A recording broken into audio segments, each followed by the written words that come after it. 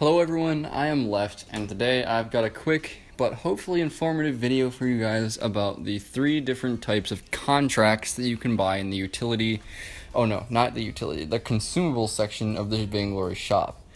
So the contracts they're actually new additions. When they took away the quintessential Iron Guard contract, the thing that used to be, if your roamer does not buy this at the beginning of the game, he's throwing item. This was before they had Ambient Gold, so when they added Ambient Gold, they no longer needed a contract that allowed the roamer to collect Ambient Gold. So what they did was they added the 3 new contracts, and this gave roamers it gave them a lot more build diversity in the first 3 minutes. They no longer needed to just buy the old Iron Guard contract, and they could instead buy the consumable contracts and, they do a lot of different things and allow you a little bit of diversity in playstyle. So first we're going to talk about the new Iron Guard contract, the green one. It costs 150 gold, and it is going to basically allow you to heal a little bit of health and energy when your teammate kills minions near you. So this one's, if you're solo queuing as a support, this is the one you're going to want to buy every time. Like 90% of the time, if you're looking to buy a contract, the Iron Guard contract is what you're looking for. It allows weaker at low levels captains like Catherine to sustain themselves through the early game through energy and health regen. So honestly, you should be buying this one almost all the time, but we're going to talk about the other 2 as they do have some niche uses that can be really powerful for you. So the next one is going to be the Protector contract. It's the yellow one, also costs 150 gold. It has 2 charges. On activation, what it does is it sends out a little projectile to each teammate in the radius, and it gives them a small barrier. So the Protector contract, it's not really for use in a uncoordinated solo queue team, but say you're partying up with your friends and the enemy team drafts an early game composition, and you're like, well, I'm stuck with a Vox and a Jungle Scarf, so how are we going to mitigate this early game pressure?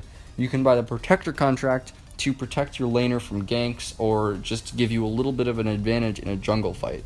So it has 2 charges, and it recharges fairly quickly, so the Protector contract is pretty good, as all it does is it gives your team a small barrier after a little delay. So you can see how that would help you in a jungle fight, like early game, enemy team with an early aggression jumps on you, you use the Protector contract, and boom, you have a little bit more effective health. So yeah, that's kind of how you can use the Protector contract. I don't really see it at all in solo queue, but I've seen some pro roamers pick up more than one contract, including the Protector contract in the VG8, so that is how I would use the Protector contract. Now, lastly, let's talk about the Dragon Blood contract. That would be the blue one. It is also, I don't even remember how much this one costs. I'm pretty sure they all cost 150.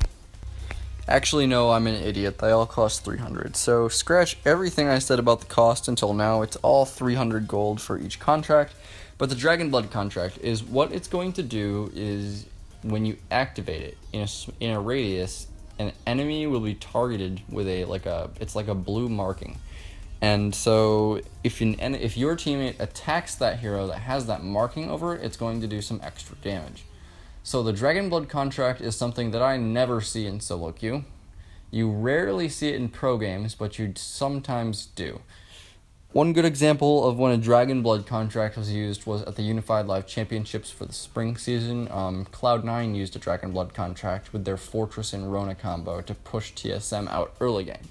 So Dragon Blood contract, probably only go for this if you're partying up with friends and you know you're going to do an early aggression comp. So it's Dragon Blood is pretty useless if you're going to be going for a late game comp, or you're just playing something that generally doesn't want to invade early game. But if you're partied up with friends and you know you're going to be drafting an early aggression comp, by all means pick up the Dragon Blood contract. So that's going to be it for this shorter video, guys. I hope you all enjoyed it and learned something useful about the contracts. If you have any other questions, comment them down below, and I'll see you all next time.